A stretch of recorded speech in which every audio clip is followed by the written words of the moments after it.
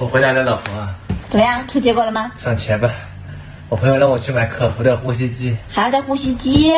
对，那么多人打鼾都没有看带呼吸机的，不会是用起来骗我钱吧？我朋友说这个比较严重。那不带会怎么样？大家好，我是卢医生啊。如果是这个疾病了，那么心脏、我们的大脑都有可能遭罪啊，也就是说可能会导致我们的老年痴呆。那这么说你以后会得？